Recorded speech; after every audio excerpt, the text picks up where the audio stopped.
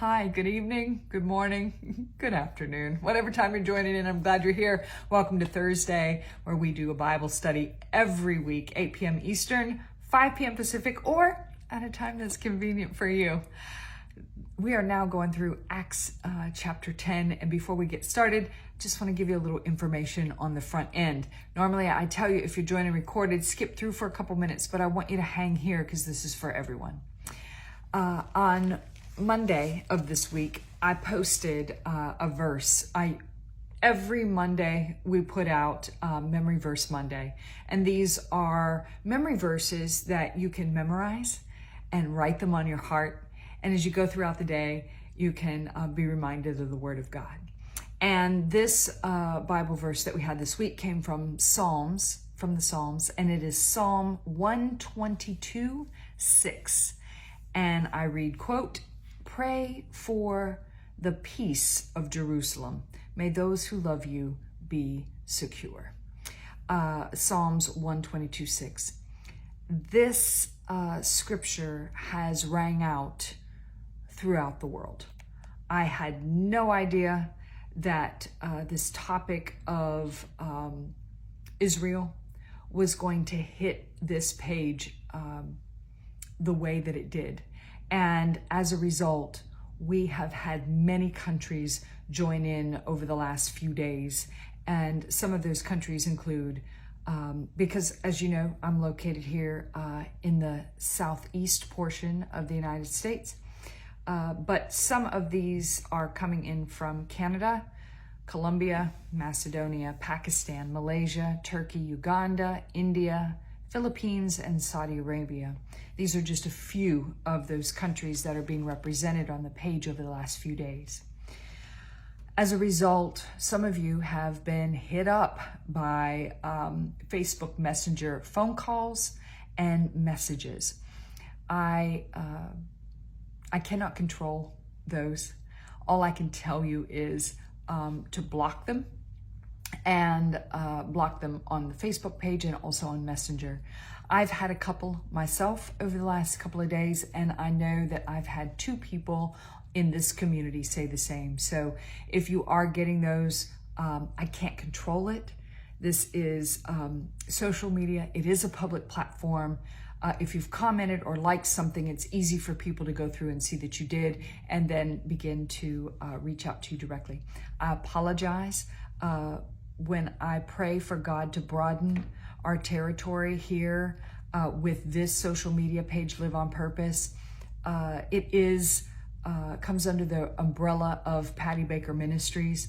But outside of that, whoever's seeing it and how they are sharing it and who they are inviting to the page is outside of my control. So just to advise you and give you warning on how to respond to those things, because a couple of people did reach out about that. Also, we have Bibles, and we have decided instead of buying another case of Bibles, that if you would like a Bible, we'd be more than happy to send it out to you as you reach out to us. So every person that has asked for a Bible in the last couple of weeks, those are currently being shipped, and you should receive them either today, which is Thursday, or tomorrow, which is Friday, if you are watching this in the week in which this video is being posted. So I just want to let you know that as well. And if you have a prayer request, please, please, please go over to Live on Purpose Facebook Messenger, tap on send message. Let us know how we can be praying for you. We have many prayer requests out there, and what I love to see is the hearts of each one of us just turn toward God to ask others to join us in prayer for our needs. The Lord does provide, He does heal, and He will come close to those who are poor in spirit and also in need of His love, grace, and forgiveness. So I hope that you will come over and give us a follow-up on where you are, or send us a prayer request. Let's dive into tonight's message. We are working through Acts chapter 10. We're going to begin. Last week I did an introduction about Peter, and this week I'm going to go through those scriptures again and look at it from just a little different lens. So this is over in Acts chapter 10, and this starts in verse 1. At Caesarea, there was a man named Cornelius, a centurion in what was known as the Italian regiment. Okay, this is Roman legions, and there were approximately 6,000 men in a legion, and they each had their own companies, which would be equivalent to the U.S. Armed Services battalions, if you will, and which were probably about 600 men then, because there were 10 companies in a legion. So 6,000 there. And then these companies were divided down, and over 100 men there was an officer equivalent to that of what we would know to be a master sergeant, if you will. And that master sergeant was called a centurion. So inasmuch as he was over 100 men is where he gets the name centurion. So Cornelius is a centurion. He has responsibility over 100 men in the Italian regiment. We know a couple of things about him. He's not a Jew. He's a Gentile or a non-Jew. So that's one thing we know about him. And interestingly enough, we find in Roman records about centurions that they were men of great courage and bravery, which is what put them in the position that they were in. They were honored, respected, and had been known for their leadership. So that's a little bit about centurions, and also a little bit of insight into Cornelius. We talked about him a little bit last week. I read on. It says, he and his family, Acts chapter 10, were devout and God-fearing. He gave generously to those in need and prayed to God regularly. So let's break this down. Many of the Romans believed in multiple gods, and we can see here that here's a man that's walking in the light of the Lord. He is following God, and he's gained, obviously, understanding of that. It's important for him in as much as his reverence to God. He feared God, and this was known. So this is a little bit about what we know, not only about him, but also about his family, God-fearing, God-honoring. And it says, one day at about 3 p.m, Cornelius had a vision. Okay. Here's what we know about this. He probably is observing the 3 o'clock afternoon prayer that the Jews had set up according to their religious tenets, if you will. So this was something that was a part of the liturgy of the Jewish faith, and 3 o'clock was a time of prayer. I read on. It says, he distinctly saw an angel of God who came to him and said, Cornelius. Cornelius stared at him in fear. What is it, Lord? He asked. The angel answered, your prayers and gifts to the poor have come up as a memorial offering before God. Okay, this is what I want to say about this. God is aware of your prayers.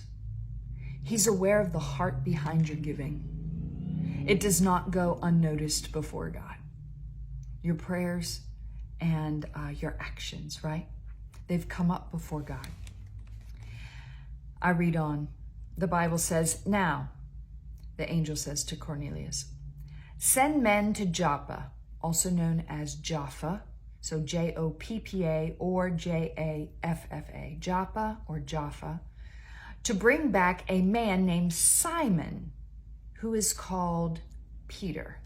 So Jaffa is located about 30 miles south of Caesarea, about maybe 48 kilometers, according to Google.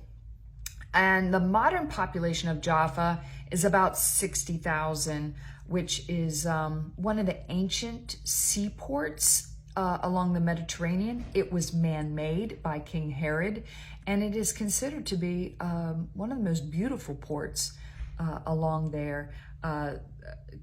Like I said, Herod the Great built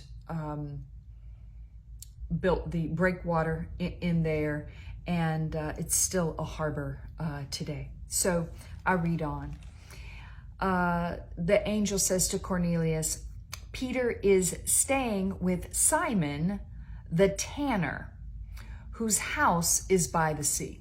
So now we're given instruction, an angel to Cornelius. So Peter is staying with Simon, who's a tanner.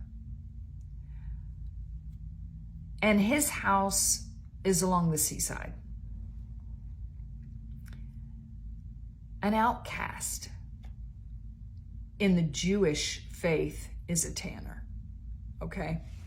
Because under the Mosaic law, the law of Moses, the Mosaic law, Old Testament, anybody who touched a dead animal was considered to be unclean and someone that the Jews should not be hanging out with. And yet Peter is staying with a tanner?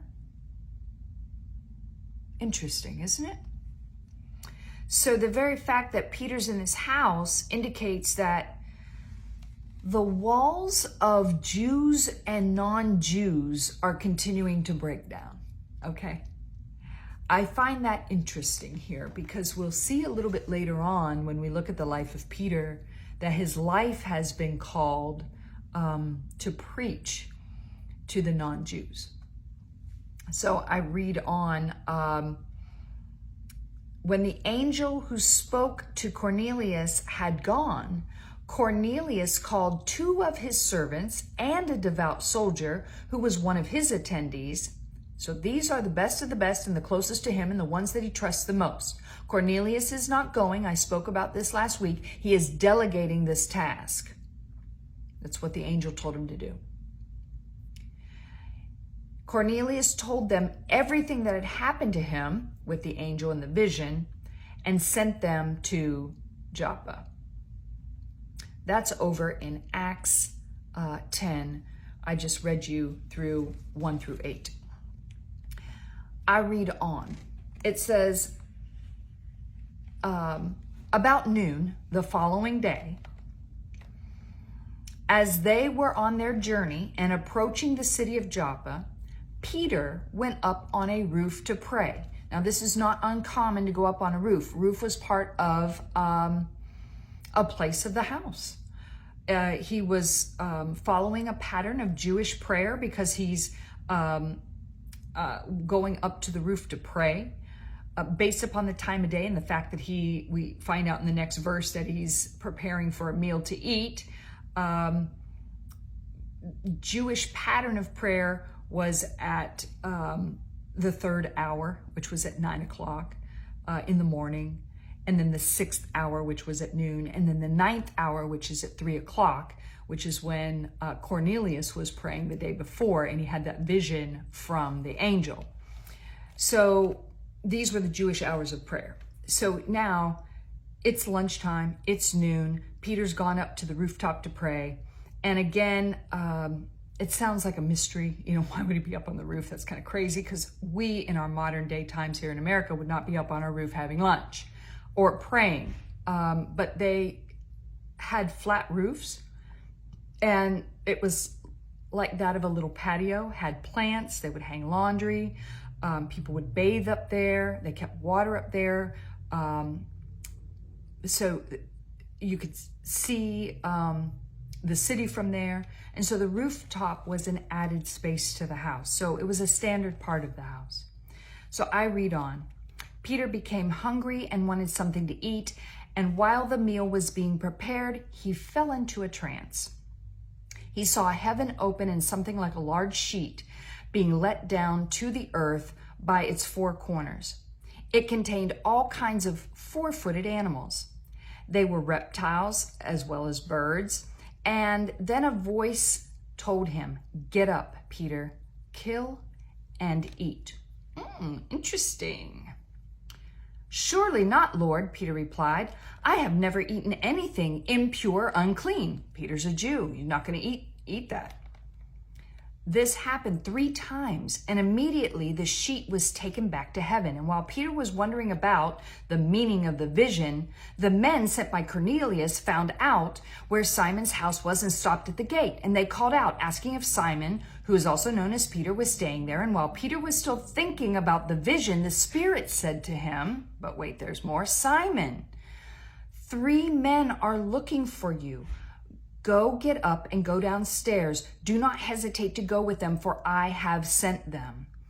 Peter went down and said to the men, I'm the one you're looking for. Why have you come? And the men replied, we have come from Cornelius the centurion. He is a righteous and God-fearing man who is respected by all the Jewish people. A holy angel told him to ask you to come to his house so that he could hear what you have to say. And then Peter invited the men into the house to be his guests.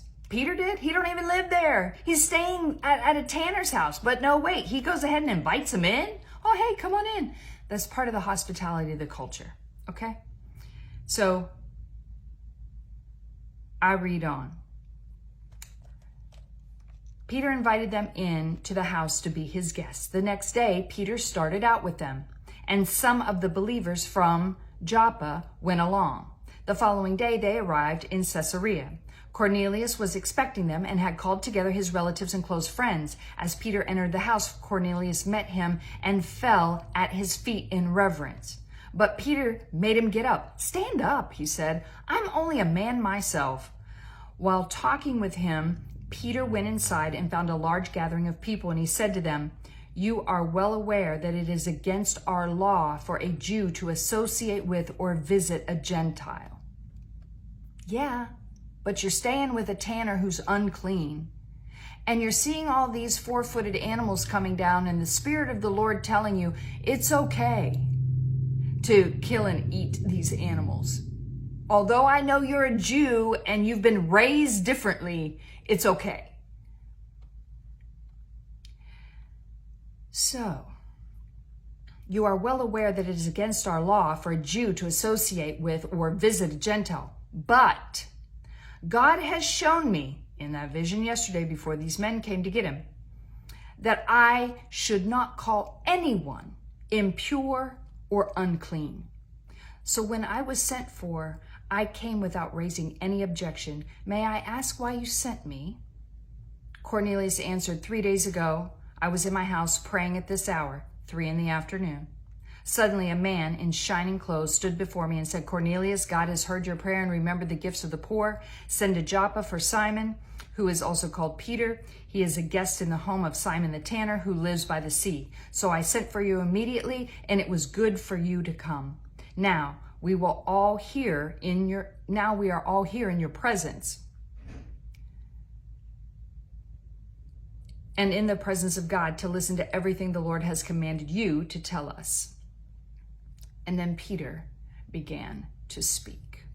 We'll talk about what Peter speaks about next week to Cornelius and his friends and family and those people who are also in his house. But as the sun sets here where I am, I leave you with this thought. God is working on both ends all the time. All the time he is working on both ends. He is working in you and through you, and in me and through me. So when God is preparing for us to do something, to be somewhere, he's preparing the person on the other end as well. So when God goes to tell you to do something, he's already preparing the way. He's working both ends of it. He's working through you and to you, and he's working through them and to them on the other end. I met up with someone today for a meeting, and I didn't really know how the meeting was going to go. I'd never met them before. They'd never met me before. And what do you expect? You know, it's a pretty big meeting. There's a lot at stake at this meeting. more for me than for the other person. But I knew that God had called me. I had prayed. And I knew that this was meant to be, and that God would work out the other end too. God works both ends. And so when I arrived at the meeting, the guy wasn't going to see me. And I found out through his secretary why he wasn't going to see me. And I realized that he had misinformation about why I was there. And so I said, that's not why I'm here. I understand what it looks like, what has been presented, what he has found out, but that is not why I'm here. She went back and he said, oh my goodness, absolutely I will see her. And he brought me back. We probably spoke for a good 30 minutes. And he said, this is the start of a great business relationship. And so God had already prepared both ends. I don't know where that is for you. Could it be an unpaid bill? Could it be a school? Could it be a job opportunity? Could it be you having to meet up with your neighbor, somebody in the school system, in the workplace, in the community, with your family, with your loved one? God is working both ends. And God will reveal to you and then go in that obedience. It may not look the way it might seem to look in the natural, but be obedient to how God's called you. He didn't call Cornelius to go get Simon Peter. He called his people to go and get him. Do what the Lord has called you to do in the way that the Lord's called you to do it. And God will work out the other end. And until we meet next week, love God, love others, love yourself. Good night.